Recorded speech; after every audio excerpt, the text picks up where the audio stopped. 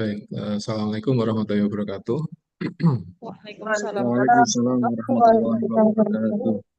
Oke, baik Bapak Ibu semuanya, hari ini kita akan kembali ya belajar tentang mata kuliah metodologi penelitian dan saya mendapatkan amanah untuk menyampaikan topik yang berkaitan dengan literatur review ya Bapak Ibu. Jadi ini satu di antara beberapa jenis penelitian yang mungkin bisa kita upayakan untuk dibuat gitu ya ketika memang ada beberapa hal yang tidak bisa kita buat dengan riset-riset yang dia menggunakan subjek manusia gitu ya Bapak Ibu. Jadi ini adalah alternatif metode penelitian yang bisa kita gunakan ketika memang kita tidak mungkin mengambil penelitian dengan subjek manusia atau mungkin rekam medis dan ini menjadi satu solusi ya Bapak Ibu. Baik, tujuan pembelajarannya adalah nanti setelah belajar ini kita bisa memahami konsep literatur review. Kemudian yang kedua adalah bisa mencari topik skripsi untuk literatur review.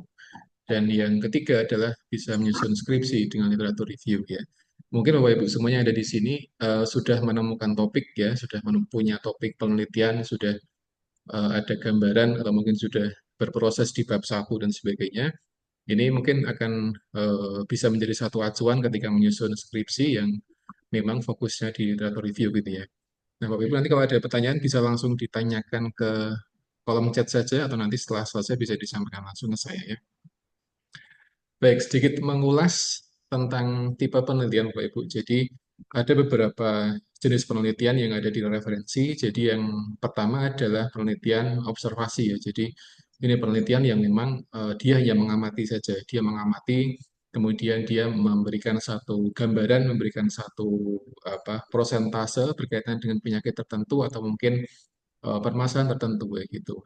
Nah, tipe riset ini adalah tipe riset yang paling mendasar, yang paling level yang paling bawah karena dia tidak memberikan satu perlakuan atau tidak ada memberikan satu korelasi atau menghubungkan di antara variabel. Jadi dia hanya survei, dia hanya mengamati ya, kemudian membuat presentase dan kemudian dipresentasikan dalam sebuah penelitian ya gitu. Jadi ini yang paling bawah, yang paling bawah.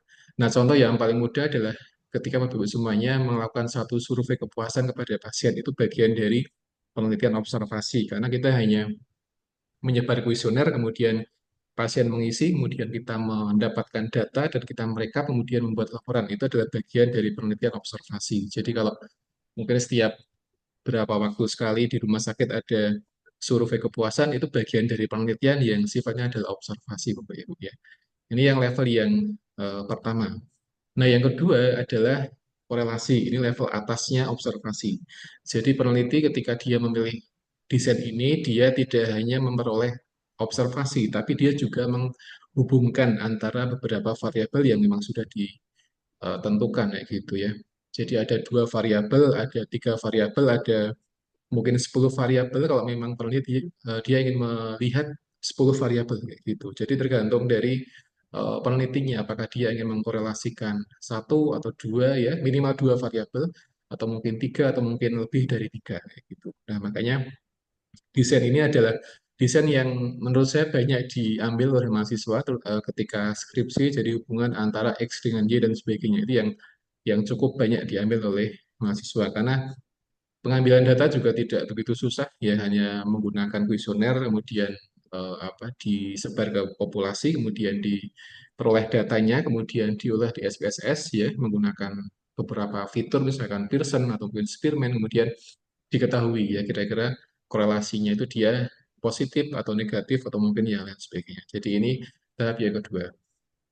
Nah, nomor satu, nomor dua ini penelitian yang bisa dikatakan mudah Bapak Ibu karena effort yang digunakan oleh peneliti tidak begitu banyak kayak gitu. Lain halnya dengan penelitian yang ketiga atau intervensi atau eksperimen. Nah, ini cukup lumayan effortnya. Kenapa? Karena kita akan banyak menggunakan energi untuk memberikan intervensi atau perlakuan kepada populasi yang akan kita tuju kayak gitu. Nah, ini kalau kita riset eksperimen kemudian menggunakan satu grup dan mungkin satu grup isinya 30 orang berarti kita memberikan perlakuan kepada 30 orang itu ya dengan beragam mungkin dengan durasinya kemudian dengan dosis yang sekian menit kayak gitu ini bisa menjadi satu alternatif dalam penelitian ya gitu ya Tapi satu prinsip yang perlu dipahami bahwa ketika kita menemukan satu masalah penelitian, maka langsung diberikan, tidak langsung diintervensi, tidak langsung diteliti menggunakan eksperimen. Ya, jadi sebagian mahasiswa sekarang ini ketika dia menemukan permasalahan di rumah sakit atau mungkin di masyarakat, langsung membuat desain eksperimen. Tidak selalu seperti itu ya. Karena tidak semua masalah dia harus langsung ditangani, harus langsung diintervensi, tapi kadang perlu diobservasi dulu. Kadang perlu dibuat korelasi dulu, kira-kira kayak gimana sih korelasi antara dua variabel ini, atau mungkin bagaimana gambarannya, bagaimana faktor-faktor yang pengaruh itu juga perlu dilakukan pengkajian dulu sebelum diintervensi kayak gitu ya.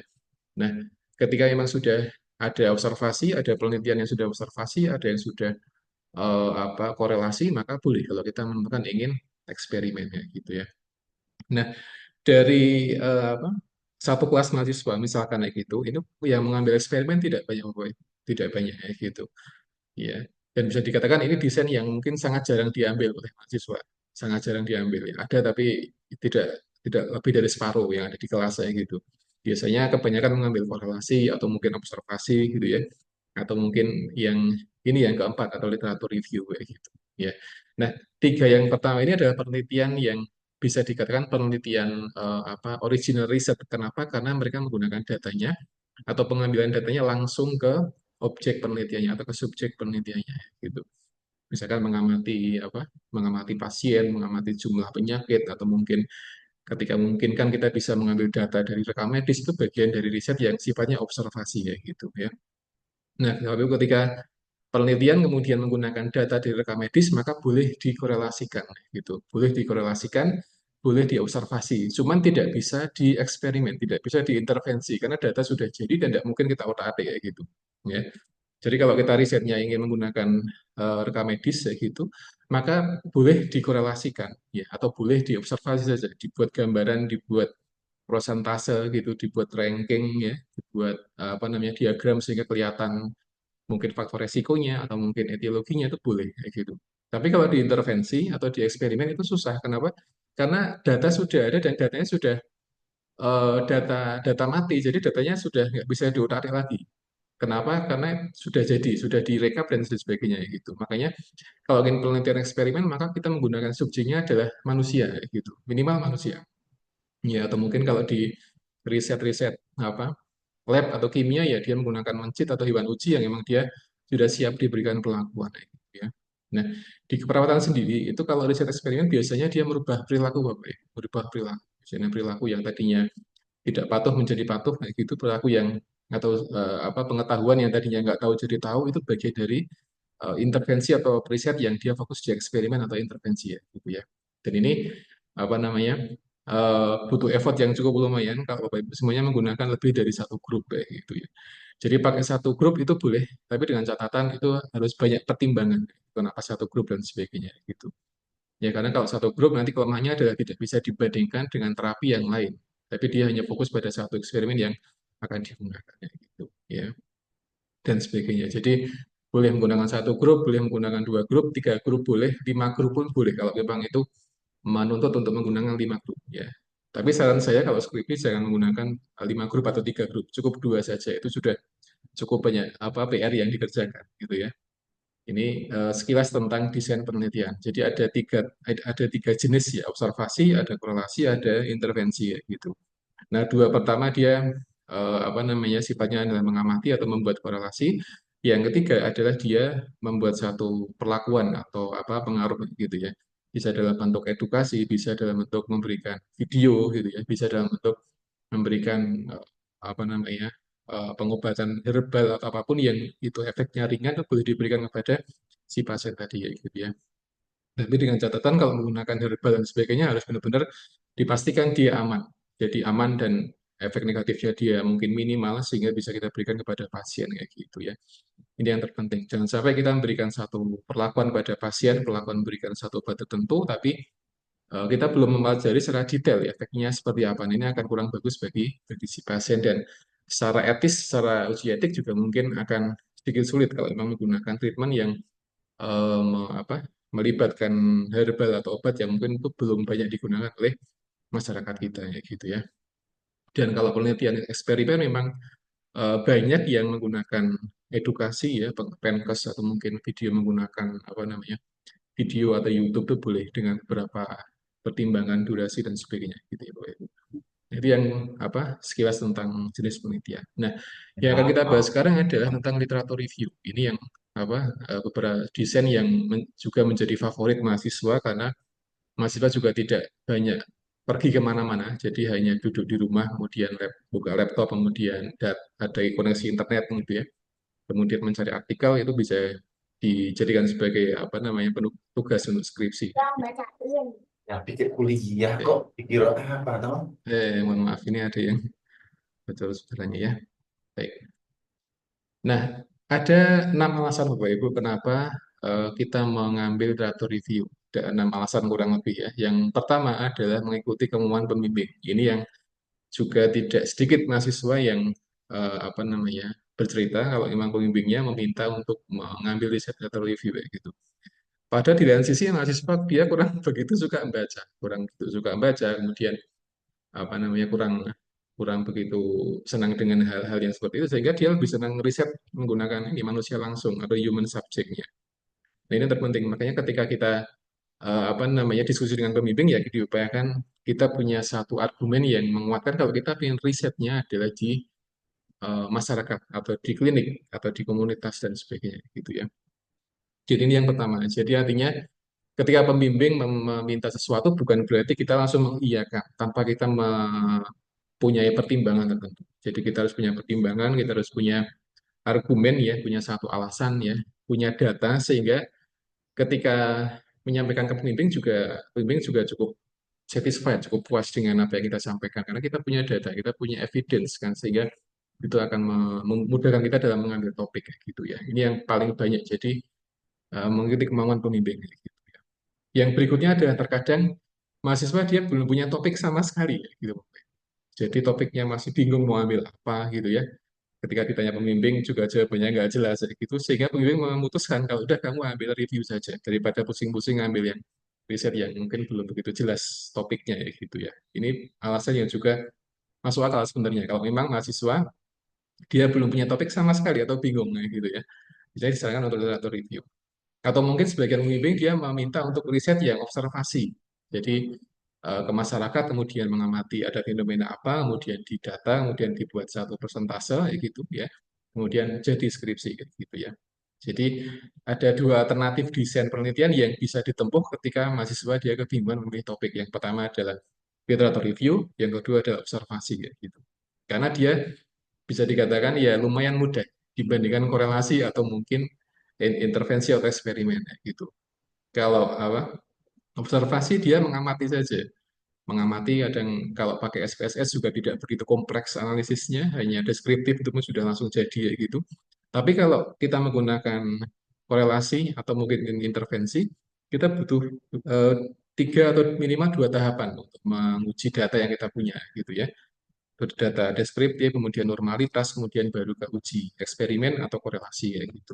Tapi kalau Bapak Ibu menggunakan observasi ya paling hanya deskriptif saja, tidak perlu menggunakan Spearman atau Pearson atau mungkin yang lain sebagainya gitu ya. Jadi ada beberapa konteks yang memang pembimbing meminta untuk mengambil topik tertentu karena memang alasannya mahasiswa belum dapat topiknya sehingga dia bingung ya. Padahal waktunya mungkin sudah mepet dengan Lyceum ataupun yang sebagainya gitu ya. Yang pertama Bapak Ibu. Yang kedua adalah kondisi tidak memungkinkan untuk original riset. Nah, gitu. Ini yang kedua. Nah, mungkin dulu ketika masih pandemi itu banyak penelitian-penelitian review yang dibuat, ya tidak tidak seperti sekarang ya. Jadi sudah mulai banyak yang menggunakan manusia untuk subjek. Karena dulu memang ada pembatasan aktivitas sosial dan sebagainya sehingga susah bagi peneliti untuk mengumpulkan orang untuk mengambil data. Makanya penelitian di zaman pandemi itu banyak sekali yang dia fokusnya di literatur review dengan beragam tipe dan karakter penelitian gitu Pak, ya. Jadi ini adalah kondisi yang kedua. Tapi sekarang sudah banyak kelonggaran, sudah banyak apa kemudahan sehingga kita boleh menggunakan penelitian original riset menggunakan subjek manusia atau mungkin subjeknya adalah apa rekam medis ya atau mungkin review kalau memang sudah disepakati antara mahasiswa dengan pembimbingnya. Nah, yang ketiga adalah sudah banyak penelitian sejenis dan hasilnya senu gitu. Nah, ini juga jadi alternatif Bapak Ibu, kenapa mengambil literatur review gitu ya. Jadi misalkan kita sudah punya planning membuat penelitian hubungan antara X dengan Y gitu, kemudian kita mencoba browsing di Google, ternyata sudah banyak peneliti yang riset dengan variabel tadi, X yang Y tadi. Dan hasilnya juga mirip-mirip kayak gitu, ada yang positif, ada yang negatif dan sebagainya gitu. Nah, ketika seperti ini, maka akan lebih baik ketika kita mengambil risetnya dari literatur review. Tidak mengambil riset yang sama, karena nanti hasilnya juga akan sama. Ya. Nah, ini yang lebih baik. Maksud saya adalah yang bisa menjadi opsi yang terbaik ketika kita browsing di Google, kemudian sudah banyak artikel yang sama dengan yang kita teliti gitu. Yang penting kita literatur review ya gitu. Ya untuk mengumpulkan semua artikel yang dengan variabel X dan Y tadi kemudian disimpulkan kira-kira apa sih korelasinya, seperti apa fenomenanya dan sebagainya. Tapi kalau kita riset dengan riset yang variabelnya sama, ya cuma beda tempat saja, nanti hasilnya juga kemungkinan akan sama, atau mungkin tidak jauh berbeda dengan apa yang sudah dipublikasikan di Google dan di jurnal-jurnal. Gitu, ya. Ini hanya alternatif saja, gitu ya. Alternatif. Kalau misalkan pembimbing menginginkan untuk yaudah diambil aja ya, Bapak Ibu silakan diambil. Tapi kalau memang pembimbing memberikan keleluasan kepada kita, ya kita mending mengambil literatur review. Ketika sudah banyak penelitian yang sama, yang sejenis gitu, mungkin sudah sampai ribuan ya gitu, ya kita pakai review. Itu lebih lebih punya banyak manfaat untuk melihat apa namanya kesimpulan dari semua riset yang ada itu kira-kira kayak gimana sih ya, gitu, korelasinya, bagaimana efektivitasnya, bagaimana hasilnya dan sebagainya gitu. Nah, yang keempat adalah mahasiswa tipe yang senang di rumah gitu. Nah, ini mungkin beberapa alasan yang sering muncul ketika mahasiswa kenapa dia kok ambil atau review. Karena ketika kita mengambil desain ini kebanyakan akan standby. Kita penelitian dengan duduk saja, tidak perlu kemana-mana gitu Bapak Ibu. Tidak perlu ke rumah sakit, tidak perlu ke masyarakat, kita hanya mungkin di rumah, di kamar gitu, buka laptop, kemudian ada koneksi internet ya, nyambung dan kita bisa browsing artikel, nanti jadi proposal, kemudian selesai, kemudian nanti kita browsing-browsing mencari artikel, ya, kemudian dapat berapa puluh, gitu, kemudian dirangkum, diringkas, kemudian jadi sebuah artikel review kayak gitu ya. Jadi sebagian mahasiswa yang memang tidak punya kurang suka keluyuran kemana-mana, itu seringkali maka mengambil literatur review. Ya. Tapi ini bukan mutlak ya Bapak, bukan mutlak. Tapi kalau memang eh, apa tipenya seperti itu, kemudian pembimbing juga ACC, maka silahkan diambil tipe yang literatur review kayak gitu ya. Hmm. Yang kelima adalah mahasiswa senang membaca literatur, ini yang juga tidak kalah penting karena kalau kita mengambil literatur review kita mungkin akan lebih banyak membaca artikel dibandingkan kalau kita membaca riset-riset yang mereka menggunakan original riset kayak gitu. Kita akan banyak membaca artikel yang desainnya sama, yang dengan variabel yang sama gitu ya. Nanti kemudian disimpulkan kira-kira ini kayak gimana sih hasilnya, kayak gimana pengaruhnya atau mungkin korelasinya dan sebagainya gitu. Nah, yang keenam adalah mengevaluasi efektivitas terapi tertentu. Nah, ini khusus bagi Bapak Ibu semuanya yang ingin membuat review dan fokusnya pada terapi tertentu kayak gitu. Misalkan terapi herbal untuk apa gitu boleh. Jadi tanpa kita harus menyampaikan atau tanpa kita harus memberikan perlakuan kepada pasien itu kita diperbolehkan untuk mereview beberapa pengaruh-pengaruh herbal tertentu terhadap penyakit tertentu itu boleh-boleh saja silakan gitu ya. Tidak ada batasannya. Tinggal kita nanti mengemas pendahuluannya, mengemas bab duanya ya, sehingga itu menjadi satu struktur latar belakang penelitian yang itu kuat sehingga itu bisa dijadikan sebagai bahan untuk mengambil topik terkait dengan efektivitas terapi tertentu kayak gitu ya. Nah, terapi ini tidak identik dengan terapi-terapi medikasi atau dengan pengobatan, tapi boleh menggunakan terapi-terapi yang sifatnya edukasi. Misalkan pengaruh promkes terhadap perubahan perilaku pada pasien apa, itu boleh diberikan atau review tanpa harus kita memberikan satu pelakuan ya kepada si sampel tadi. Ya. Nah, ini adalah 6 alasan ya kenapa kita mengambil satu review gitu ya dan sebagainya. Nah, dari 6 ini biasanya yang sangat-sangat banyak diambil oleh sebagian mahasiswa adalah yang nomor 3 sama nomor 1 biasanya gitu. Jadi kemauan dosennya, kemudian yang ketiga adalah sudah banyak penelitian yang sama dan dia punya satu minat untuk merangkum dari teman-teman tadi ya gitu. Ya, jadi ini 6 alasan ya. Mungkin Bapak Ibu semuanya sudah dapat topik skripsi atau review mungkin juga punya alasan yang lain ya, gitu ya. Tapi ini yang enam yang memang kita rangkum dari beberapa keluhan mahasiswa, kemudian dari referensi dan sebagainya, dan ini yang sering ya, yang sering dijadikan sebagai alasan kenapa literatur review ya, semuanya. Kemudian yang berikutnya, nah penelitian pada dasarnya dia punya delapan nih Bapak Ibu, punya delapan tujuan ya. Jadi yang pertama adalah menyelesaikan masalah, kemudian yang kedua membuat inovasi gitu ya. Inovasi artinya kita membuat satu hal yang baru, hal yang belum pernah ada sebelumnya ya. Dan itu tidak harus dalam bentuk tidak harus dalam bentuk apa barang biasanya. Jadi boleh dalam bentuk edukasi, boleh dalam bentuk algoritma itu boleh. Jadi inovasi tidak identik dengan sesuatu yang memang dia bentuknya barang, kemudian intervensi dan sebagainya. Gitu ya. Tapi dia boleh sifatnya adalah apa namanya pemikiran, dia boleh dalam artian algoritma atau laksana penyakit atau mungkin SOP itu boleh dalam bentuk atau bagian dari inovasi gitu ya. Nah, yang ketiga adalah membuat teori atau model dari pelayanan. Ini di antara tujuan kenapa kita meneliti ya. Yang keempat menguji teori ya. Kemudian kelima adalah mengetahui prevalensi penyakit atau insiden ini bisa ditempuh dengan penelitian yang sifatnya observasi tadi Bapak Ibu. Jadi kita mengamati, kemudian kita melihat membuat satu ranking ya, ranking tentang penyakit, ranking tentang tanda gejala penyakit tertentu itu bisa menggunakan desain observasi gitu. Kemudian yang keenam adalah mengetahui efektivitas atau efikasi dari intervensi. Ini penelitian-penelitian yang memang sifatnya adalah eksperimen atau intervensi gitu, atau mungkin bisa ditempuh dengan literatur review ya. Ketika kita memang sudah banyak membaca intervensi tentang terapi tertentu atau edukasi tertentu, maka kita bisa membuat satu rangkuman, ya, rangkuman dalam bentuk literatur review yang isinya adalah penelitian-penelitian yang semuanya adalah intervensi gitu. Nah, ketika literatur review kita adalah risetnya intervensi, maka semua penelitian yang kita gunakan adalah intervensi semua judulnya. Minimal judulnya pengaruh dan sebagainya gitu ya. Bukan penelitian yang judulnya hubungan antara kayak gitu Bapak Ibu.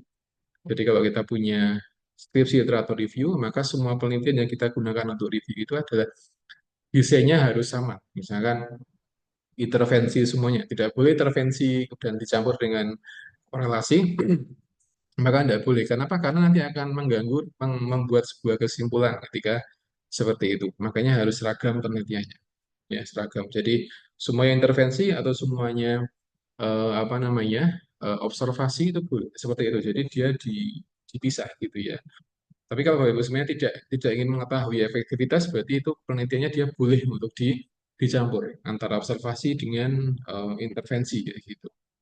Ya, tapi kalau judulnya adalah pengaruh edukasi X terhadap penyakit hipertensi itu idealnya itu semua penelitian yang kita gunakan adalah semuanya intervensi kayak gitu.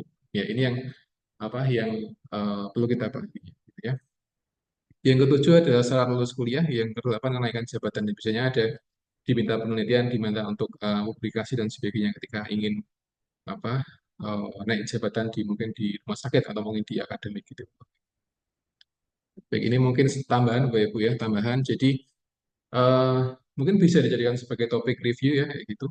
Dan di sini ada satu gambar, ada satu diagram yang menunjukkan bahwa cikal bakal dari penyakit lupus DM berawal dari sustained hiperglikemi. Jadi kondisi hiperglikemi yang dia tidak terkontrol, tidak terkendalikan. Kayak gitu. Nah, ketika seorang dia mengalami hiperglikemi, maka dia akan membuka pintu banyak komplikasi ya, baik itu iskemi atau mungkin edema atau mungkin infeksi atau neuropati itu di situ ya. Tapi ketika kita bisa mengendalikan hiperglikemi, maka pintu tadi akan tertutup, ya. Tertutup dan dia tidak akan minim resiko. Nah, ini bisa dijadikan sebagai bahan untuk literatur review ya, gitu. Pengaruh hiperglikemi dengan angka kejadian iskemi atau mungkin edema atau mungkin infeksi atau mungkin yang sebagainya gitu ya. Nah, biasanya kalau kita menggunakan topik yang ini berarti nanti sampelnya populasinya adalah semua pasien-pasien yang dia di diabetes tipe 2 kayak gitu. DM tipe 2 gitu ya. Karena kasus lupus dia lebih banyak atau dominan pada pasien-pasien dengan DM tipe 2. Tipe 1 sangat-sangat jarang kayak gitu. Tapi tipe 2 itu lebih banyak atau mungkin banyak komplikasinya ya kayak gitu. Jadi ini bisa menjadi satu topik yang mungkin bisa digunakan sebagai skripsi dalam melihat seberapa besar pengaruh hiperglikemi terhadap kasus iskemi atau edema atau infeksi dan sebagainya gitu ya. Atau mungkin data rekam medis Bapak Ibu, data rekam medis di rumah sakit gitu ya, melihat pasien hiperglikemi kemudian dilihat komplikasinya kira-kira apa aja yang muncul gitu. Apakah iskemi atau edema atau infeksi itu kira-kira yang paling dominan yang mana gitu ya. Jadi dari data ini kita bisa membuat dua desain penelitian, misalkan desain penelitian pertama bisa dari literatur review ya, yang kedua bisa dari rekam medis yang ada di rumah sakit kayak gitu. Kira-kira kalau pasien hiperglikemi di rumah sakit A itu kira-kira kayak gimana sih komplikasinya? Apakah lebih banyak iskeminya, lebih banyak edemnya, lebih banyak infeksinya, lebih banyak neuropatinya, atau mungkin lebih banyak lupusnya gitu. Itu bisa diamati rekam medis gitu ya. Dengan catatan rekam medisnya memang menyampaikan hal itu, menyampaikan komplikasi yang ada. Ya. Nah, itu bisa dilihat di rekam medis kemudian seperti apa eh, apa hasil asesmen pasien tadi itu bisa dijadikan sebagai bentuk penelitian. Ya. Nah, ini saya kira sangat menarik ketika kita menggunakan data rekam medis. Ya. Nah, rekam medis ini bagian dari penelitian yang kita mengambil data langsung di hospital, di rumah sakit. Jadi bukan bagian dari literatur review. Dia berbeda berbeda konsepnya ya. Oke. Yang kedua ada ini Bapak Ibu. Jadi ini ada satu artikel yang membahas tentang posisi posisi. Jadi anatomical site kenapa terjadinya lupus atau pressure ulcer Bapak Ibu ya. Jadi ada tiga posisi, ada supinasi, ada set laying, ada pronasi ya gitu. Nah, dari tiga posisi ini yang ternyata paling banyak menimbulkan resiko dekubitus adalah ketika posisinya adalah set laying. Nah, pertimbangannya dari jumlah titik tulang yang bersentuhan dengan tempat tidur ketika pasien dia di posisi tertentu. Kalau supinasi ada 6 titik ya, Bapak Ibu. Kalau pronasi dia ada 7, tapi kalau set laying dia ada kurang lebih ada 8 titik yang titik tulang yang dia bersentuhan dengan tempat tidur si pasien tadi. Sehingga dalam paper ini disampaikan bahwa ketika pasien dia memang posisi supinasi atau mungkin set lying atau mungkin pronasi, maka yang lebih rentan terjadinya pressure ulcer adalah ketika posisi pasien dia ada di posisi yang miring ya, Bapak Ibu semuanya. Nah, ini contoh dari sekian bentuk literatur review yang mungkin ini bisa dijadikan sebagai topik ya untuk pengambilan skripsi ya, gitu ya. Jadi misalkan di rumah sakit ya gitu, misalkan dengan data rekam medis atau mungkin data dari pasien gitu kita mengamati kira-kira posisi apa sih yang lebih sering terjadi dekubitus pada rumah sakit tipe X dan sebagainya.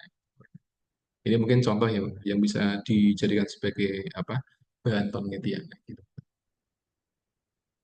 Kemudian yang berikutnya ini penelitian yang tahun 2023. Jadi asma, Bapak Ibu ya. Asma itu dia punya ini ya, punya satu potensi munculnya kanker, Bapak Ibu ya. Asma. Makanya disampaikan di sini bahwa ketika seorang dia terkena asma, maka dia harus ini ya, harus rutin mengobati rutin atau check up dan sebagainya gitu. Karena kalau memang pasien dia tidak rutin kontrol dan sebagainya, maka ini akan meningkatkan ini, zat-zat inflamasi yang ada di tubuh sehingga dia akan bisa mengganggu beberapa fungsi metabolisme ya di darah, kemudian di ginjal, kemudian di ovarium dan sebagainya gitu. Jadi ada tiga tipe kanker yang itu diteliti yang itu menjadi satu resiko ketika pasien dia kena asma gitu. Tapi ini bagi pasien asma yang memang dia tidak mengendalikan atau dia tidak pernah kontrol dengan terapinya atau mungkin dia tidak mengobati maka dia akan rawan terkena kanker. Nah, ini juga bisa dijadikan sebagai topik untuk pengambilan penelitian gitu ya. Kemudian ini saya skip. Oke. Ada juga stroke kambuhan atau recurrent ischemic stroke Bapak Ibu. Jadi ini juga bagian dari topik yang bisa dijadikan sebagai bahan skripsi ya gitu. Jadi memang ada beberapa karakter stroke yang dia kambuh, jadi sudah sembuh kemudian jarak waktu sekian lama itu dia akan muncul stroke lagi. Nah, ini juga perlu diamati kira-kira sebab yang paling banyak apa gitu ya. Kalau yang saya baca di sini itu dia kambuhnya dalam waktu setahun, kemudian 3 tahun, kemudian 5 tahun hitungan ganjil gitu ya. 1, 3, dan 5 gitu. Atau di riset yang lain dia juga 1, 3, dan 5. Jadi kambuhnya dia di hitungan ini Bapak Ibu, hitungan angka ganjil ya. Tapi hitungan tahun kayak gitu. Nah, itu banyak faktor yang menyebabkan kenapa kok dia kambuh. Ada hipertensi, ada high kolesterol dan sebagainya itu yang perlu dikaji. Nah, barangkali di masing-masing rumah sakit dia beda-beda penyebabnya, gitu ya. Jadi mungkin di rumah sakit A mungkin paling banyak hipertensi, yang di rumah sakit B mungkin banyak high kolesterol gitu ya. Jadi mungkin perlu diamati ya. Nah, ini bisa menjadi bahan apa namanya, literatur review ya. Kita bisa melihat dari rekam medis yang ada di rumah sakit kira-kira apa sih yang membuat pasien dia kambuh stroke-nya, faktornya apa gitu ya. Ini nanti bisa jadi satu bahan edukasi pada pasien ketika ada pasien stroke yang dia masuk ke rumah sakit tadi gitu. Kemudian yang berikutnya adalah eh, korelasi Bapak Ibu antara donor darah dengan kejadian kanker atau mungkin tumor gitu ya. Nah, di Cina itu ada satu penelitian ketika seorang itu dia rutin donor darah, itu dia bisa mengurangi sekian persen ya prevalensi kanker dan juga mungkin tumor. Jadi ini di antara benefit kita donor darah adalah dia bisa mengurangi atau bisa apa namanya membuang zat-zat yang dia berpotensi menimbulkan kanker atau tumor yang ada di populasi di Cina gitu. Nah, ini juga bisa dijadikan sebagai bahan untuk literatur review ya gitu Bapak Ibu, ya. Kata kuncinya mungkin nanti donor darah kemudian kanker gitu atau mungkin tumor. Nah, ini kan mungkin akan banyak apa namanya penelitian yang membahas tentang ini korelasi atau mungkin pengaruh donor darah terhadap kanker atau terhadap tumor apa gitu ya, akan menjadi satu hal yang menarik gitu ya. Nah, paper ini adalah paper dia association, artinya dia risetnya korelasi gitu, dan dia menggunakan sekian banyak responden yang ada di Cina ya. Nah, nanti alternatif kalau untuk dijadikan skripsi adalah kita bisa mengambil dengan ini literatur review gitu, dengan variabel apa donor darah, kemudian variabel cancer atau tumor. Kita bisa mencari paper terkait dengan itu, kemudian nanti disimpulkan kira-kira seberapa persen atau mungkin seberapa besar pengaruh donor darah terhadap kejadian kanker atau mungkin kejadian tumornya. Nah, ini yang bisa apa namanya, yang bisa diambil dari penelitian Bapak Ibu ya. Jadi banyak kasus, banyak masalah yang bisa kita teliti dengan literatur review ya. Setelah kita mungkin membaca satu artikel, kemudian mungkin berkembang ide ya gitu ya, kita bisa mencari apa, topik, mencari masalah, mencari prevalensi dari literatur review ya gitu. Atau mungkin di rumah sakit tempat bekerja itu ada permasalahan tertentu yang memang itu belum terselesaikan ya gitu ya. Masalah apa saja itu bisa diselesaikan dengan literatur review. Tidak harus selalu dengan observasi, tidak harus selalu dengan korelasi, tidak harus selalu dengan intervensi, tapi boleh direview dulu kira-kira apa sih problemnya. Kemudian mungkin di penelitian sudah ada solusi yang ditawarkan, gitu ya. Kemudian nanti disampaikan ke rumah sakit, disampaikan, dipresentasikan, kemudian nanti bisa dicoba seberapa efektif dari treatment yang ada di literatur itu, gitu, Pak, ya. Tuh. Kemudian ini juga ada kasus menarik, jadi apa namanya, ini disebut sebagai TRIPS Pounds Bapak Ibu. Jadi terjadi pada pasien-pasien yang dia kena kanker tumor apa di bagian paru-paru ya, kanker paru-paru kayak gitu, dan disampaikan di paper ini bahwa pasien yang kena kanker paru-paru tangannya jadi ini Bapak Ibu, jadi hitam gitu ya. Hitamnya kayak habis mainan tanah gitu ya. Tapi nanti setelah pasien ini dia dioperasi apa diambil sebagian paru-parunya, lobektomi gitu, maka apa namanya tangannya dia jadi bersih lagi ya gitu. Jadi yang gambar A ini adalah pasien yang dia belum dioperasi, belum dilobektomi. Tapi yang gambar B ini dia pasien yang sudah dioperasi. Jadi kelihatan pre dan postnya ya, gitu ya. Jadi ini ketika pasien dia sudah sedang dalam keadaan kansernya dia benar-benar berat gitu, di kanker paru-paru, kemudian dia dioperasi, maka setelah dioperasi diamati sekian waktu dia tangannya kembali bersih seperti ini. Ini juga bisa jadi Bapak Ibu apa eh, topik untuk skripsi ya, mengamati. Jadi tidak harus observasi ke pasien langsung ya, mungkin akan berapa lama nunggunya juga nggak jelas. Tapi kalau kita mengamati ya di apa jurnal, di artikel mungkin akan banyak ditemukan beberapa tanda gejala kanker paru-paru yang sering muncul pada pasien-pasien yang ada di rumah sakit, mungkin rumah sakit di Muntilan atau di mana itu mungkin akan banyak apa inspirasi untuk mengambil topik untuk skripsi gitu ya, Pak, ya, dan sebagainya. Dan saya kira ini cancer menjadi satu permasalahan yang mungkin sampai sekarang menjadi apa namanya menjadi concern di banyak banyak hospital ya. Jadi kanker itu sudah apa case-nya semakin banyak, bahkan kadang cenderung meningkat dari tahun ke tahun. Nah, ini menjadi perhatian ekstra bagi kita untuk memberikan satu prevensi yang bagus bagi pasien-pasien yang dia memang kondisinya adalah high risk atau resiko tinggi ya. Sebagainya. Ini kanker paru-paru yang dimana penyebab terbanyaknya diantaranya adalah smoking kayak gitu dan sebagainya ya. Ini contoh yang mungkin bisa kita kembangkan untuk penelitian laboratorium. Oke, ini saya skip. Oke. Nah, ini tipe Bapak Ibu, tipe riset literatur review. Jadi ada literatur review atau naratif review, ada overview, ini sama ya, istilah dia sama. Kemudian yang kedua ada scoping sampai dengan umbrella review. Nah, untuk skripsi saya kira cukup yang nomor 1. Karena nomor 2 sampai nomor 10 ini sangat cukup lumayan untuk step dalam membuatnya, kemudian step mencari apa artikelnya cukup lumayan sehingga apa namanya menurut saya untuk skripsi lebih lebih pas untuk mengambil yang nomor yang 1 literatur review karena dia hanya mengumpulkan artikel kemudian dia membuat satu narasi membuat satu overview ya disimpulkan itu lebih lebih mudah ya berbeda dengan beberapa tipe yang ada di bawah ya. Kalau contoh ya misalnya kita ingin ambil yang nomor 5 yang kita analisis ini maka kita harus ini mencari penelitian-penelitian yang dia menggunakan statistik, kemudian nanti dilihat seberapa besar efeknya. Nah, efek itu dia dihitung dengan angka. Ya, angka. Jadi misalkan 7, sekian itu ada rumusnya sendiri, ada hitungan sendiri. Sehingga apa kalau diambil untuk skripsi, saya kira ini cukup lumayan menyita waktu dan effort sehingga memang apa kurang pas untuk dijadikan sebagai topik skripsi ya karena mungkin terlalu susah untuk apa diambil materi ini gitu ya dan sebagainya sehingga yang paling mudah adalah yang nomor 1 jadi literatur review atau naratif review atau mungkin yang overview ya, gitu.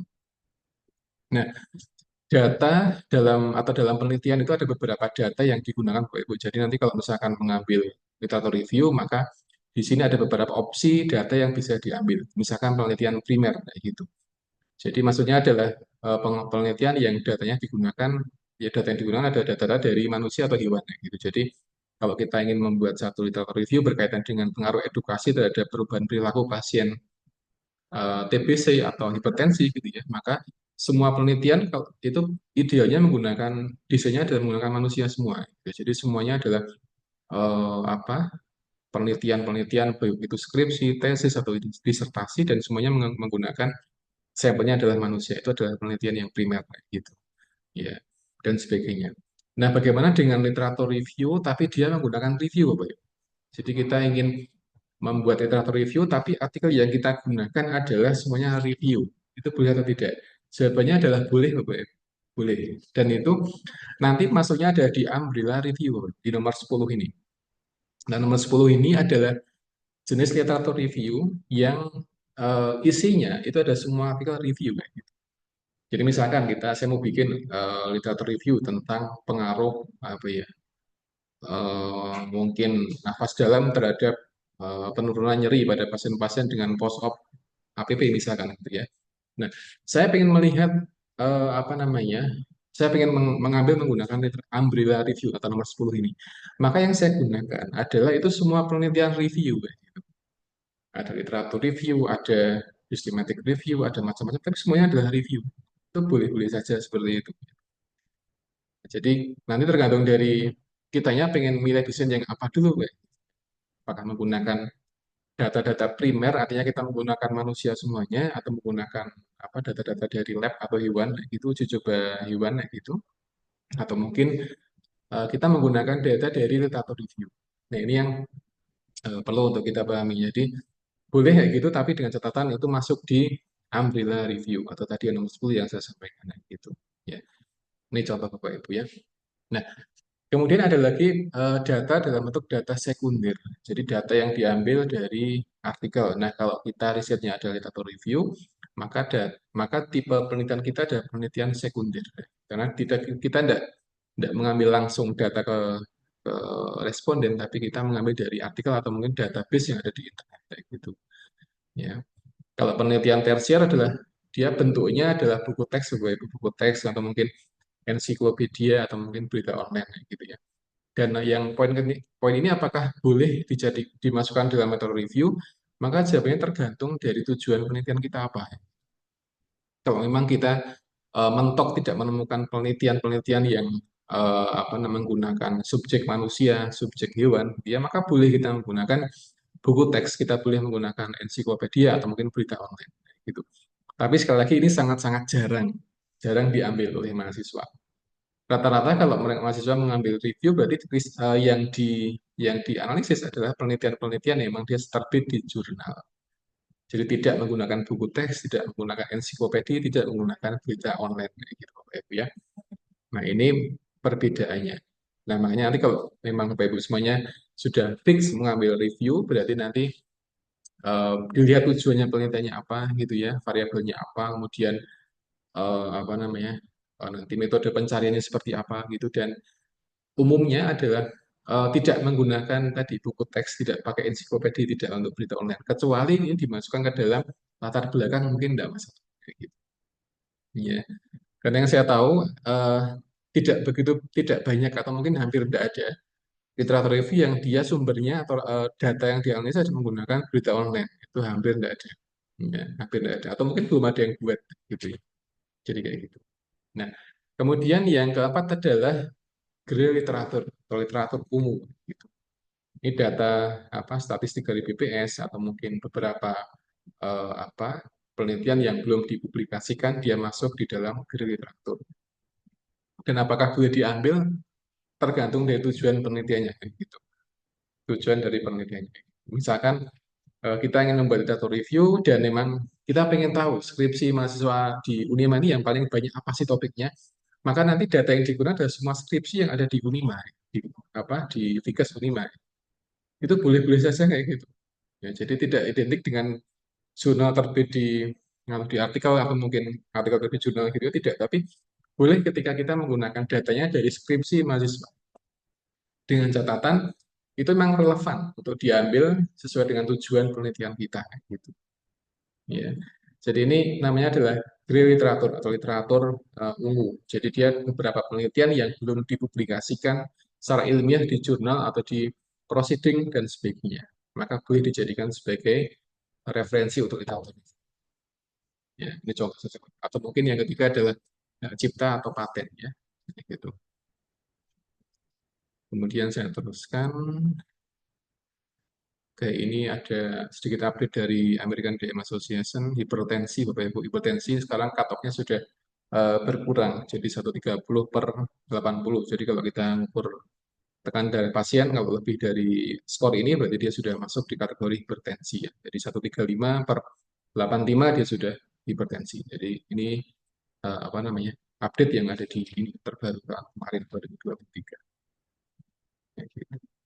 Kemudian penelitian, Bapak Ibu, penelitian kalori itu tidak jauh-jauh dari research question, tidak jauh-jauh dari research design dan juga research method. Ini yang 3 poin yang kita harus punya ketika menyusun literatur review ya. Nah, poin yang pertamanya adalah dia harus ada di bab 1, Bapak Ibu. Harus ada penelitian, harus ada atau rumusan masalah kayak gitu ya. Kalau di dalam skripsi ini biasanya identik dengan rumusan masalah atau pertanyaan penelitian dia kayak gimana gitu. Karena kalau kita tidak punya rumusan masalah, nanti susah untuk menentukan desain dan metodenya. Jadi yang nomor 1 ini bisa identik dengan harus ada, gitu. Harus ada pertanyaan penelitiannya harus ada. Karena kalau nggak ada nanti kita nggak bisa milih desainnya apa, nggak bisa milih metodenya apa, gitu ya. Jadi nomor 1 ini bisa dikatakan wajib ada, harus ada, gitu. Yang kedua adalah desainnya. Nah, kalau kita sudah punya penelitiannya, maka yang kedua kita bisa memilih desainnya. Apakah desainnya adalah apa tadi observasi atau mungkin korelasi atau mungkin intervensi atau mungkin literatur review itu tergantung dari pertanyaan penelitian. Ya. Yang ketiga adalah metodenya. Jadi antara desain dan metode dia berbeda. Kalau desain adalah desain penelitian untuk menjawab pertanyaan, tapi kalau metode adalah untuk mengimplementasikan desainnya. Gitu. Jadi 3 poin ini dia saling berkaitan, tapi semuanya diawali dari research question dulu. Harus ada rumusan masalah dulu, ya karena penelitian dia diawali dari rumusan masalah. Kalau nggak ada masalah, ya kenapa diteliti, gitu. Secara mudahnya kayak gitu, ya.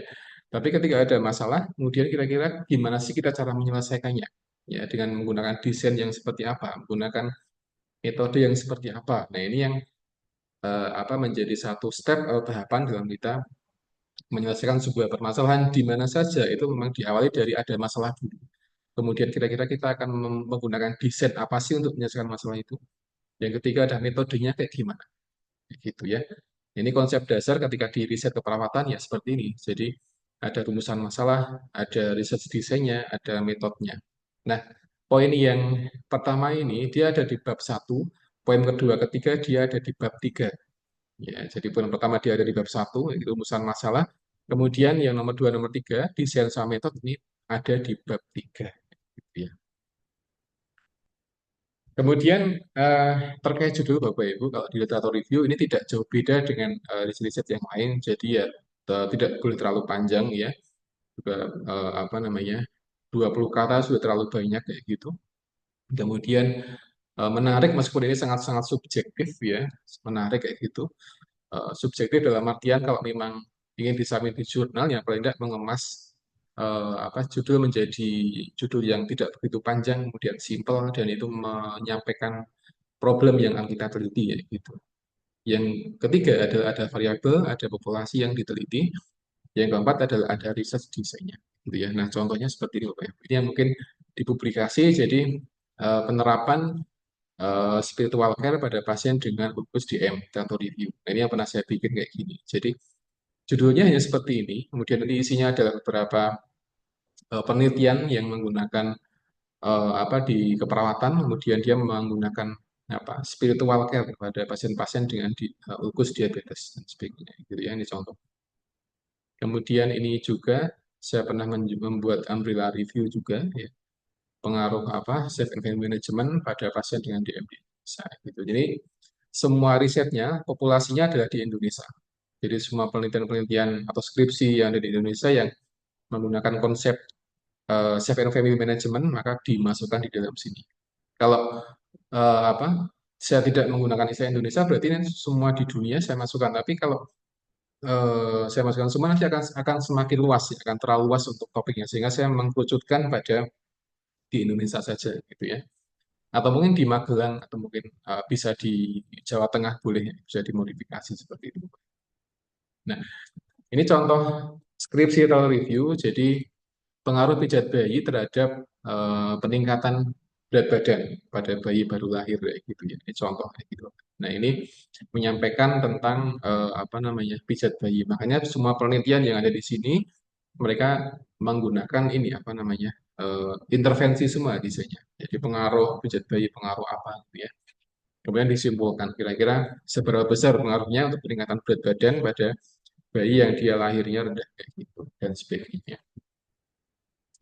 Kemudian yang berikutnya, latihan pernafasan Buteyko pada pasien asma literatur review. Nah, ketika kita ambil topik ini, berarti nanti semua penelitiannya adalah intervensi semua, Bapak Ibu ya. Jadi pengaruh kayak gitu, atau perlakuan dan sebagainya. Jadi, sehingga nanti bisa disimpulkan dengan mudah kalau risetnya dia sama semua, gitu. Tapi kalau kita risetnya apa seperti ini, kemudian apa namanya kita menggunakan beberapa desain observasi, nanti akan kurang kurang cocok gitu ya, kurang cocok untuk disimpulkan karena nanti berbeda, berbeda dari isi konteks penelitiannya. Observasi dengan eksperimen dia beda, sehingga apa namanya akan membuat kesimpulan yang akan tidak jelas gitu. Tapi kalau kita menggunakan eksperimen semua, maka akan mudah disimpulkan karena desainnya sama, metodenya juga sama gitu ya.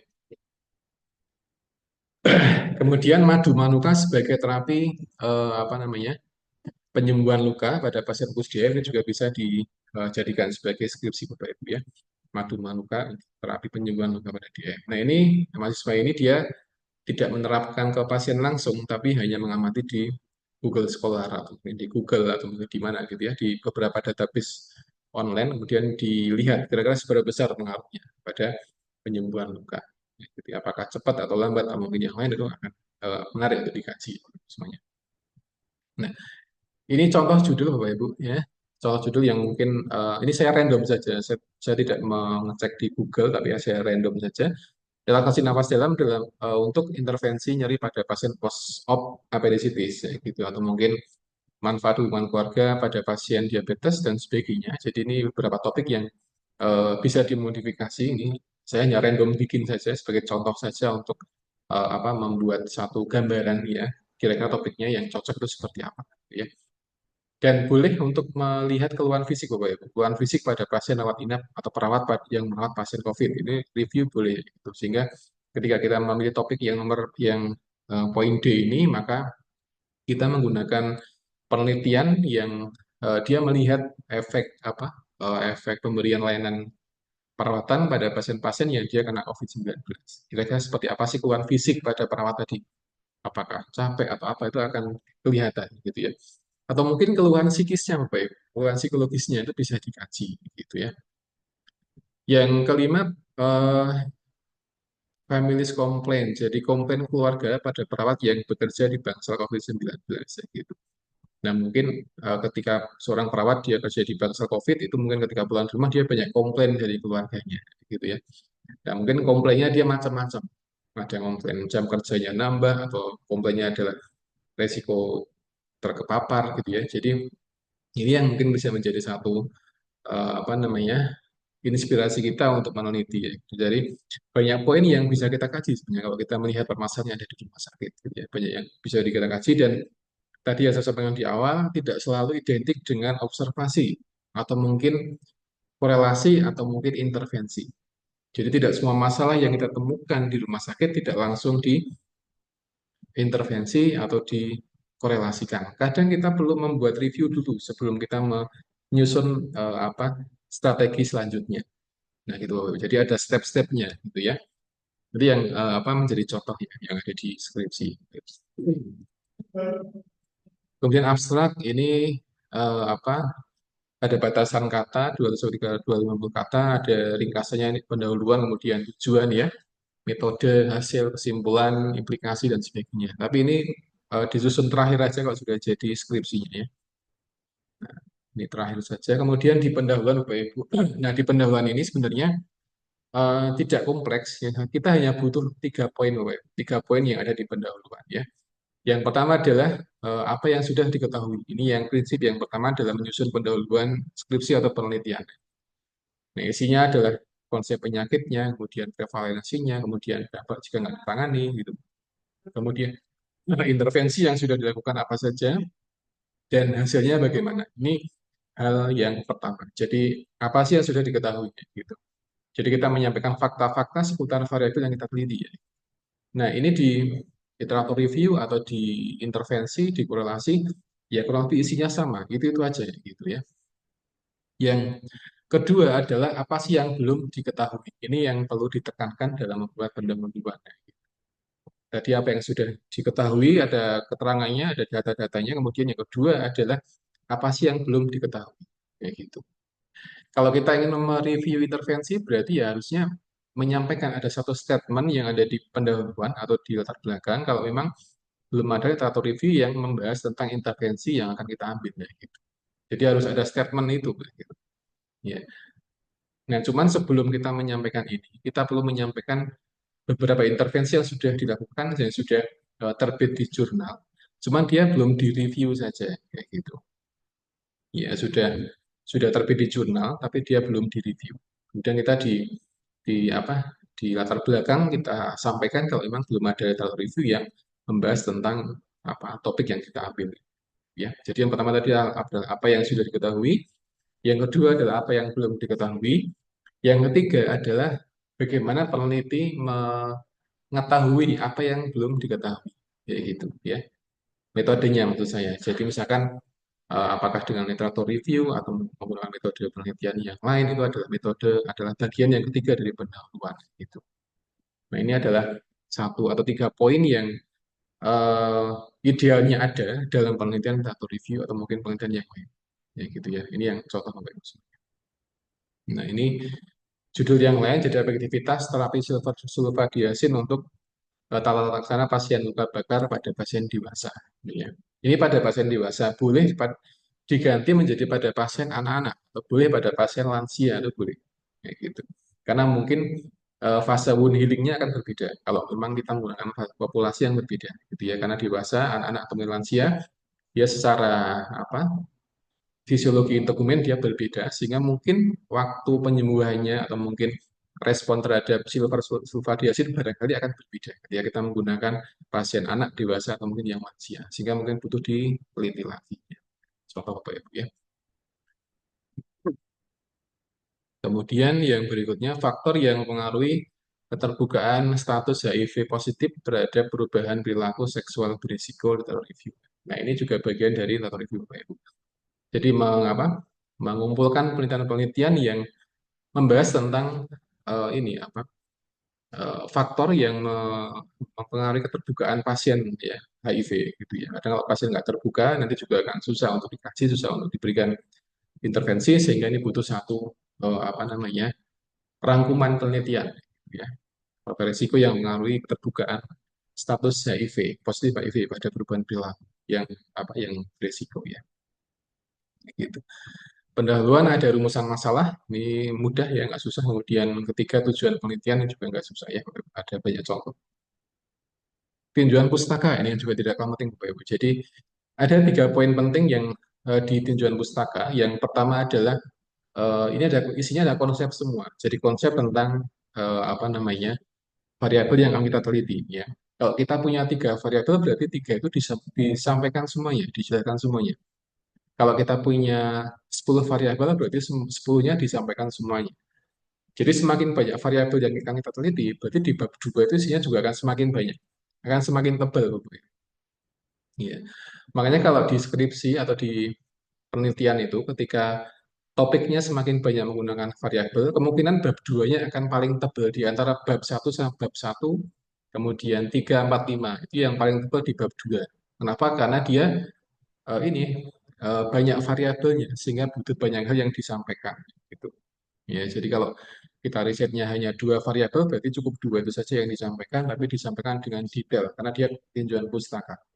Isinya adalah konsep semuanya dari konsep dasar definisi kemudian etiologi kemudian riset-riset yang memang mendukung konsep itu dan sebagainya. Jadi intinya adalah menyesuaikan dari variabel yang kita teliti.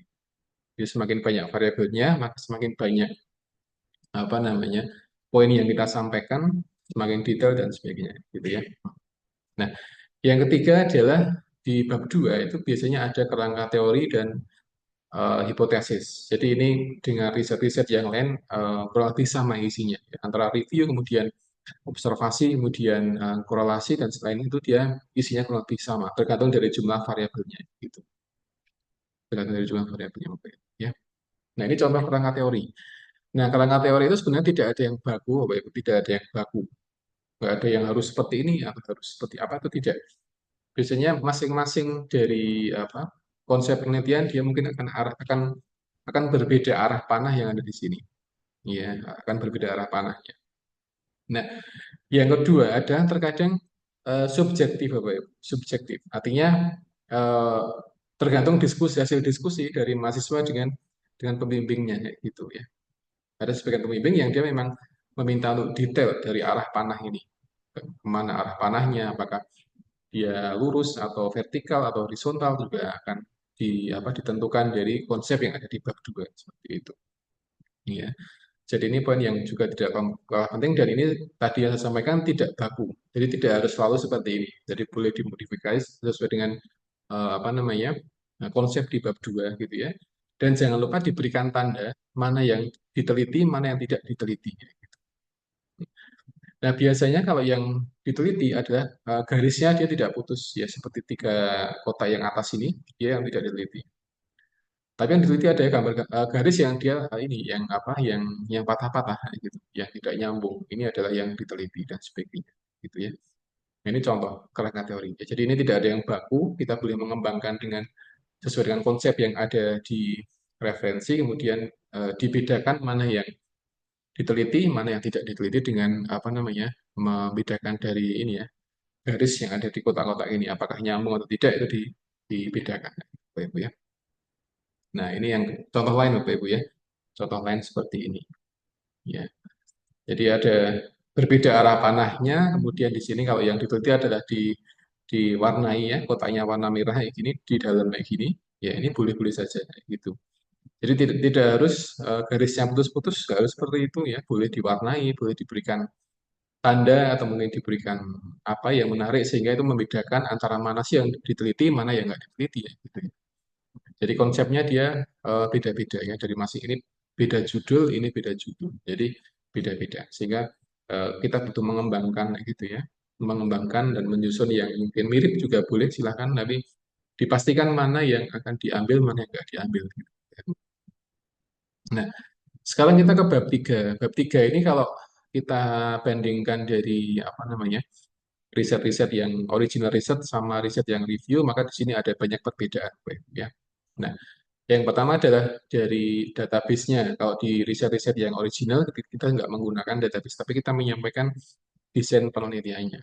Ya, populasi tempat penelitian diganti menjadi kata kunci, kemudian inklusi eksklusi dia juga sama-sama disampaikan. Cuman kalau yang di review itu dia menyampaikan proses pemilihan artikelnya. Baik, nanti akan saya berikan contoh. Kemudian sampel sampling kalau di riset original nanti harus disampaikan, tapi kalau di review nggak perlu. Gitu. Uji validitas nggak perlu, kalau uji software SPSS juga nggak perlu, uji etik juga tidak perlu. Jadi banyak hal yang tidak perlu, yang tidak diperlukan ketika kita menyusun skripsi atau review. Beda dengan apa namanya riset yang original, kadang perlu uji etik dan menunggu berapa lama gitu ya. Harus pakai SPSS, harus uji validitas, reliabilitas, pakai sampel, belum ngitung sampelnya gitu ya. Itu yang kadang menjadi satu apa namanya eh, kendala sebagian mahasiswa gitu ya. Jadi ini perbedaannya. Jadi ada 4 hal yang tidak perlu pada review ya, sampel sampling, kemudian instrumen, software, SPSS, kemudian uji etik gitu ya. Ini perbedaannya Bapak Ibu. Nah, contohnya sebentar saya berikan contoh biar ada gambaran untuk penulisannya Bapak Ibu. Ini bab 4, ini bab 3. Oke. Nah, semoga sudah terlihat ya. Jadi ini bab 3. Jadi ada rancangan penelitian ya. Studi ini pendekatan dan sebagainya ada definisi, kemudian tujuannya apa gitu. Kemudian database yang digunakan gitu, misalkan menggunakan apa namanya Google Scholar gitu ya, atau mungkin Science Direct atau PubMed itu juga silakan. Dan apakah harus 3? Jawabannya nggak harus 3. Satu pun boleh, Bapak Ibu. Satu pun boleh. Tidak masalah gitu ya. Tidak masalah satu. Kalau memang Bapak Ibu eh, apa punya waktu luang ya boleh lebih dari 3 gitu ya. Tapi kalau mungkin tidak punya waktu luang ya bisa 3 itu sudah ideal. 2 sudah ideal ya. Yaitu 2. Jadi Google Scholar kemudian PubMed atau mungkin Garuda gitu ya. Atau Science Direct silakan. Tapi dua ini dua database ini dia berbahasa Inggris sehingga kita butuh kata kunci yang menggunakan bahasa Inggris untuk mencari artikelnya. Tapi sekarang sudah banyak ini, sudah banyak apa translator sehingga kita tidak perlu khawatir untuk menerjemahkan artikel yang ada di database. Jadi kita bisa menggunakan penerjemah online ya, copy paste, kita sudah bisa memahami isinya gitu ya. Tinggal waktu kita aja mencari gitu ya. Waktu kita mencari itu lebih lebih apa diperlukan ketika untuk review. Nah, ini menggunakan kata kunci, ini apa namanya, nanti bisa di browsing Bapak Ibu semuanya. Nah, kata kuncinya adalah kalau kita memang ingin menggunakan penelitian di Indonesia, berarti idealnya kata kuncinya berbahasa Indonesia. Jadi silver spadiasin, intervensi, dan juga luka bakar. Kalau kita ingin menggunakan kata kunci di, atau kita ingin menggunakan penelitian di Indonesia, gitu. Karena kalau kita ingin searching artikel bahasa Inggris, tapi kata kuncinya adalah bahasa Indonesia, maka tidak akan ketemu. Sekalipun kata kuncinya sama. Sama-sama luka bakar, tapi kalau kita inputkan di Sense Direct ya nggak akan ketemu gitu ya. Atau pamit lah, nggak akan ketemu. Tapi kalau di Google Scholar masih mungkin bisa ketemu luka bakar. Tapi kalau karena ini risetnya adalah menggunakan penelitian yang di luar negeri atau bahasa Inggris, maka kata kuncinya adalah bahasa Inggris sulfur perduasin atau mungkin intervensi atau mungkin berbagai atau luka bakar gitu ya. Nah, inklusi eksklusinya juga sama dengan artikel yang atau skripsi yang lain. Jadi tipenya apa gitu ya, artikel yang diambil apa, kemudian grade-nya 2 dan 4 atau mungkin semua grade diambil, kemudian tahun publikasinya kapan, menggunakan apa namanya artikel yang bahasa Indonesia atau bahasa Inggris itu silahkan gitu ya. Ini hanya kurang kata kunci berbahasa Indonesia semuanya. Eksklusinya adalah kebalikan dari inklusinya. Jadi ini yang tidak diambil ya, tidak diambil. Jadi artikel yang tidak full text nggak diambil, artikel review juga tidak diambil. Ya gitu, judulnya nggak ada istilah apa silver sulfadiazin dan juga intervensi. Jadi tidak diambil semua dan sebagainya. Kemudian ada juga yang menggunakan PICO, Bapak Ibu. Jadi PICOS ya, PICOS atau PICO gitu. Jadi ini untuk analisisnya, Bapak Ibu. Ini biasanya hanya sifatnya membandingkan mana yang diambil, mana yang tidak diambil. Ya. Jadi populasinya dia menggunakan populasi pasien luka bakar dengan grade berapa gitu.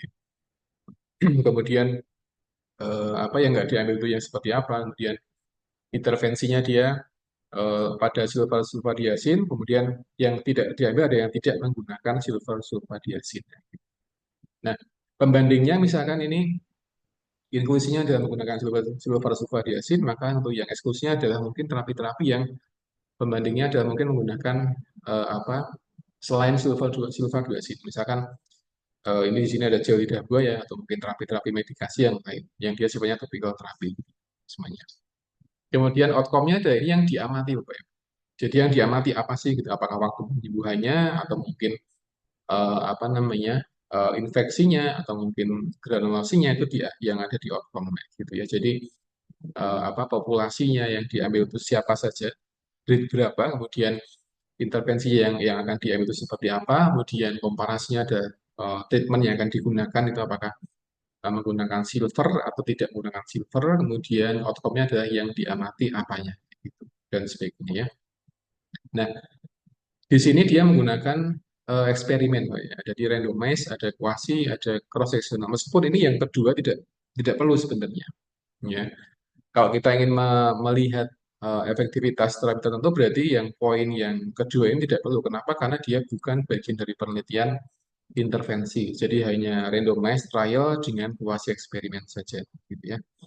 Kemudian tahun publikasi ini tidak harus 5 tahun ya, jadi silakan bisa 20 tahun, bisa 10 tahun boleh gitu ya. Tapi nanti ketika semakin panjang waktunya, semakin banyak artikel yang kita gunakan. Tahap seleksi artikel biasanya menggunakan ini Bapak Ibu, menggunakan Prisma gitu ya, menggunakan Prisma. Nah, ini yang mungkin menjadi kekhawatiran ketika mencari atau menggunakan review karena terkadang kita dapat artikel yang begitu banyak sehingga bagaimana cara menyeleksinya gitu. Ya, bagaimana cara menyeleksinya? Bagaimana cara mengeksklud sekian ribu ini apakah dibaca satu-satu atau bagaimana gitu ya. Itu yang jadi pertanyaan. Nah, terkadang di sebagian peneliti itu dia membuat satu eh, apa tabel ya, tabel kemudian dia disusun gitu artikelnya, kemudian dia mengeksklud artikel-artikel yang memang dia tidak dibutuhkan atau tidak sesuai dengan inklusi yang ada di bab 3 SPI. Dan seperti ini, kemudian hanya mengambil berapa ini? 10 ya, 10 artikel. Dari sekian ratus, kayak gitu, kemudian di-exclude, dipilih-pilih, kemudian sampai dengan dapat 10 artikel. Nah, ini yang mungkin butuh waktu, Bapak Ibu, butuh waktu ya, butuh satu keselian membaca, sehingga memang beberapa mahasiswa nggak minat mengambil review, karena ya harus banyak baca, banyak aktivitas mungkin yang ada di rumah sakit, harus shift malam dan sebagainya, nggak sempat dan sebagainya, sehingga mereka cenderung milih riset yang observasi, karena lebih mudah dan mungkin bisa sekalian jaga, bisa ambil data sekalian, itu bisa di apa namanya diambil penelitiannya. Ya. Baik, saya izin menutup dan meneruskan yang tadi, Pak. Oke. Kemudian ini bab 3 sudah, bab 4 ini bab hasil ya, hasil dulu. Jadi hasil ini ada beberapa yang tidak diperlukan pada review. Jadi uji statistik ini di desain ini nggak perlu, tapi kalau mengambil meta analisis ini wajib ada gitu. Tapi ini kita nggak perlu untuk yang desain ini. Kemudian hasil interview kalau memang menggunakan wawancara itu kalau di review tidak diperlukan, gitu ya, tidak diperlukan. Kecuali ingin mereview artikel-artikel atau publikasi yang mereka menggunakan data dari hasil wawancara. Ya. Tapi kalau datanya kuantitatif, saya kira nggak perlu menggunakan hasil wawancara, gitu ya. Ini bagian hasil. Kemudian dibuat tabel, Bapak Ibu. Dibuat tabel ya, dibuat tabel. Ada tahun terbitnya, desainnya apa, risetnya apa, hasilnya apa, dibuat tabel gitu. Kemudian saya close dan saya izin kembali share bab 4. Oke. Nah, ini Bapak Ibu kurang lebih. Nah, ini tabelnya kayak gini. Jadi ada nomor, kemudian judul pengarang, kemudian jenis kelamin dan sebagainya. Desain studinya, intervensinya apa, kemudian kontrolnya apa, kemudian alat ukurnya apa, hasilnya apa. Ya. Jadi ini contoh kayak gitu. Nah, eh, tidak identik dengan apa yang seperti ini. Tidak harus selalu ada intervensi atau mungkin apa. Tapi yang menjadi prinsip adalah Ini Bapak Ibu, apa namanya, metodenya, intervensinya, dan hasilnya. Itu yang terpenting ya. Jadi hasil, kemudian intervensi, kemudian desain, atau mungkin tambahan dengan respondennya. Gitu. Kalau judul pengarang saya kira tidak begitu perlu. Gitu ya. Alat ukur juga nggak begitu urgent disampaikan.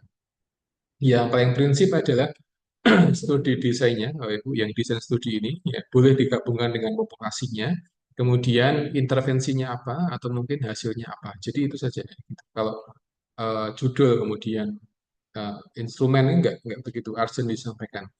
Dan yang akan kita amati adalah hasilnya, bukan alat ukurnya. Gitu ya. Jadi apa bisa di skip, kemudian kita bisa lebih membuat tabel lebih simpel dan mudah dipahami. Gitu ya. Nah, di bagian hasil ini sebenarnya terlalu banyak, Bapak. Jadi ini menurut saya terlalu panjang penyampaiannya. Jadi bisa dibuat kalimat yang simpel-simpel saja, tidak sepanjang ini ya. Gitu. Jadi ya boleh dibuat seperti ini, tapi akan lebih pas ketika apa namanya, lebih simpel kalimatnya sehingga orang baca lebih lebih cepat paham. Ya. Kalau seperti ini ya menurut saya agak terlalu panjang untuk apa namanya kalimat-kalimat yang disampaikan di bagian hasil. Ya, dan sebagainya. Ini bagian hasil dan pembahasan. Bapak Ibu. Mohon maaf saya langsung ke pembahasan. Ini tabelnya cukup panjang ya. Harusnya di lampiran. Kalau yang terlalu panjang bisa disampaikan di lampiran. Ya. Pembahasan. Bapak Ibu. Nah, pembahasannya. Nah, di pembahasan ini pada dasarnya dia membahas temuannya. Kalau misalkan dia mendapatkan 10 artikel, berarti dia dibahas semua 10 artikel tadi, kemudian bisa ditambahkan hasil artikel lain yang dia hasilnya berbeda dengan temuan yang ada.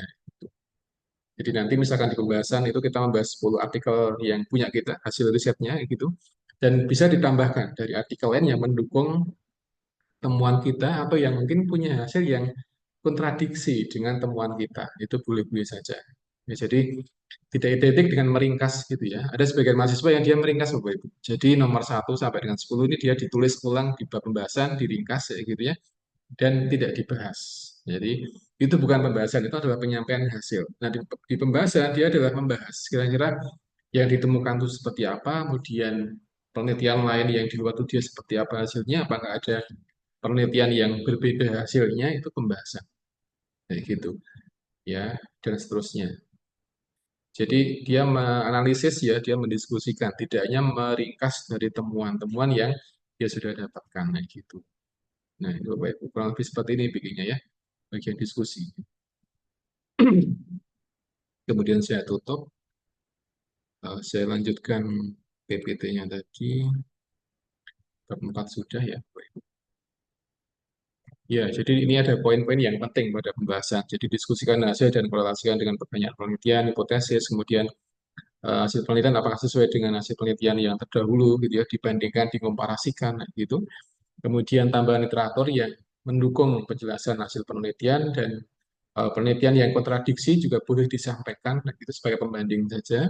Kemudian jelaskan apa yang baru dari penelitian ini dan sampaikan kelebihan dan kekurangan, kelemahan penelitian kita. Jadi ini 6 komponen yang idealnya ada pada pembahasan literatur review ya. Seperti kesimpulan, sampaikan secara singkat, kemudian sampaikan kontribusinya untuk nursing practice atau keperawatan, saran untuk review selanjutnya atau penelitian selanjutnya. Referensi saya kira ini nggak begitu susah ya, hanya kita menyesuaikan dengan template ya, bisa pakai Mendeley atau mungkin aplikasi yang lain, EndNote gitu ya, sebagainya.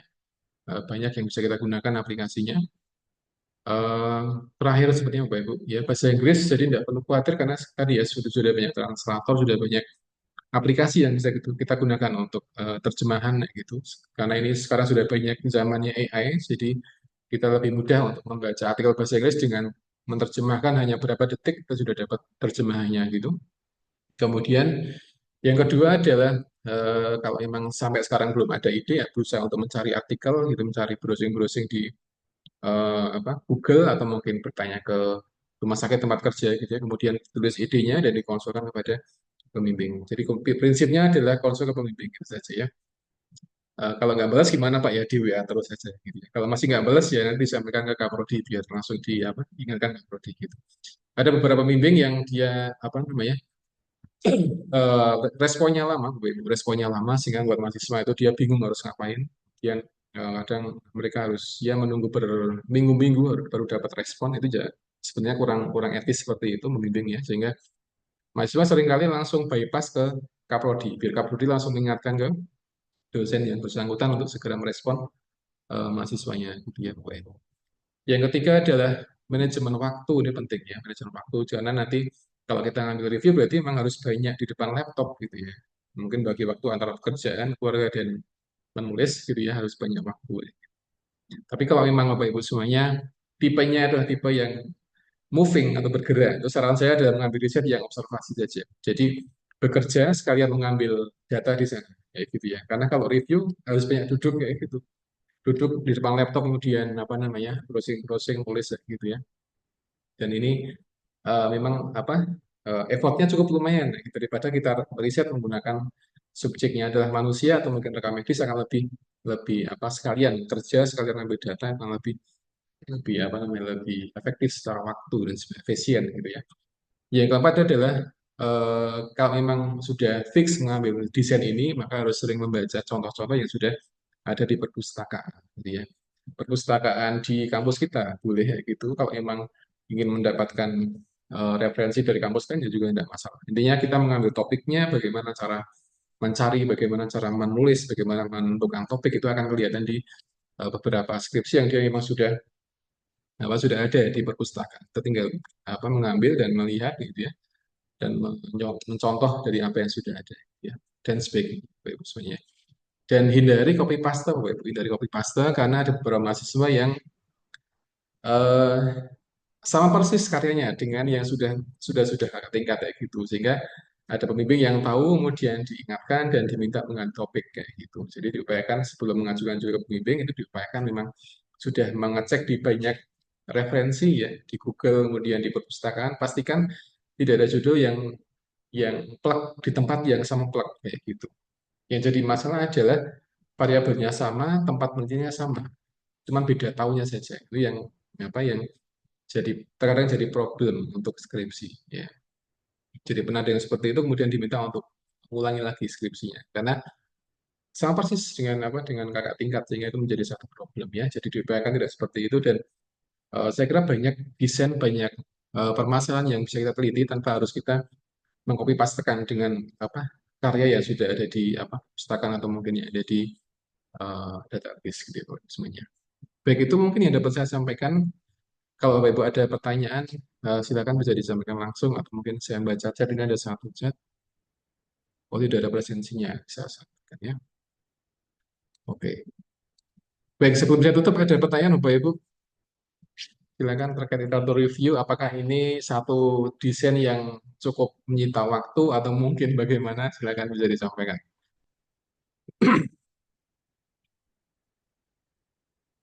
Ada pertanyaan? Silakan.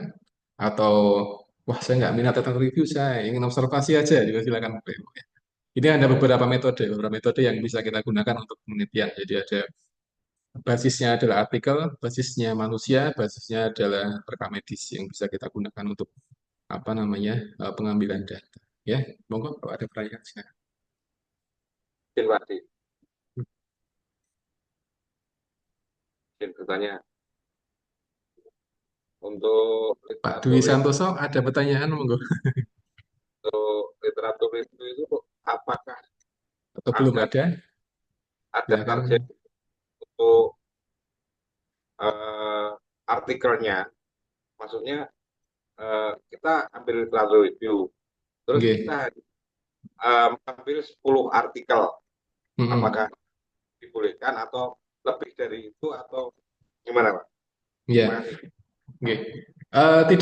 Tidak ada batasan berapa artikel yang diambil, Pak. Ya, jadi tergantung topiknya gitu. Jadi masing-masing topik dia tidak identik dengan 10 artikel. Kadang ada yang 15, ada yang berapa puluh, ada yang sampai 30 itu ada. Itu tergantung eh, topiknya yang pertama. Yang kedua tergantung dari inklusi yang kita bikin, Bapak Ibu. Jadi kalau kita bikin inklusinya semakin banyak, itu nanti artikel yang kita dapatkan akan semakin sedikit. Inklusi yang di bab 3 itu ketika semakin banyak inklusinya, maka nanti akan lebih sedikit dapat artikelnya. Gitu. Ya.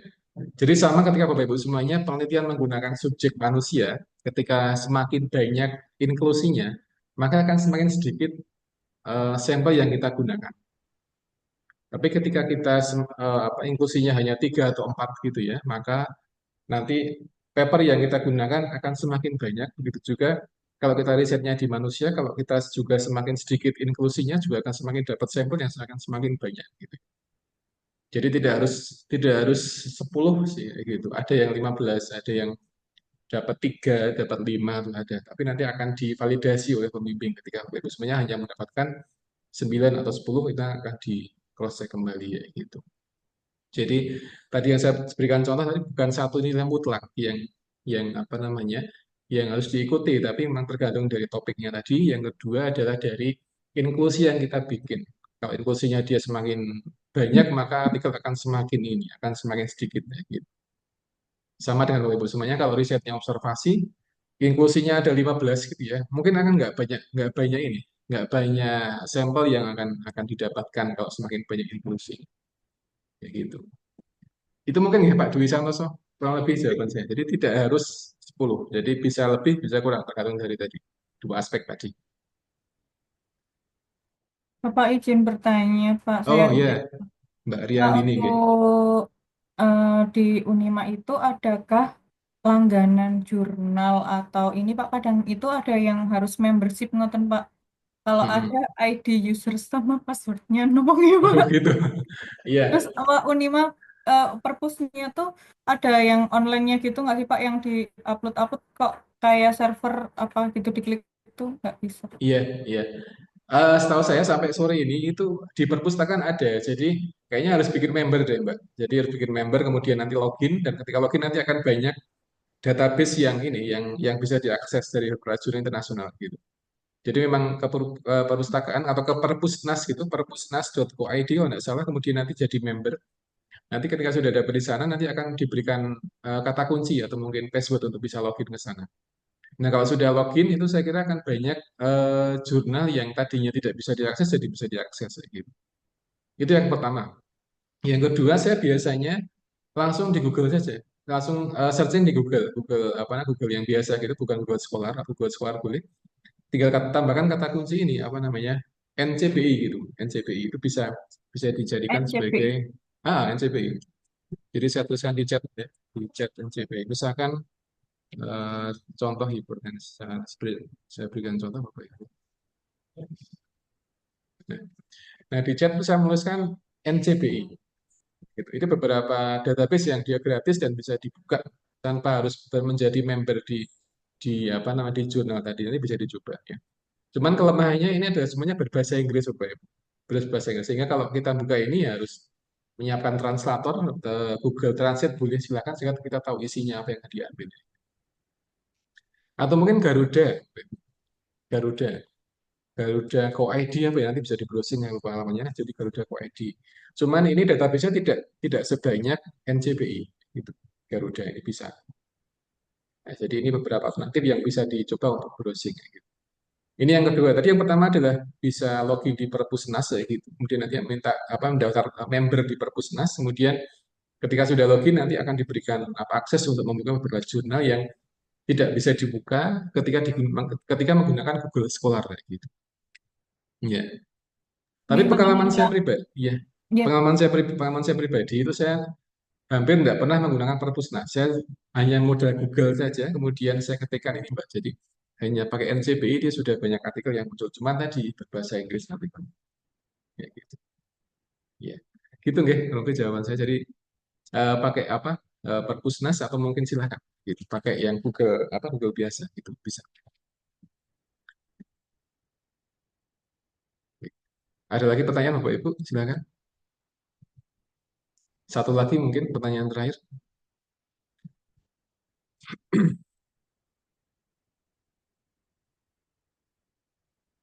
Ada pertanyaan? Atau tidak ada?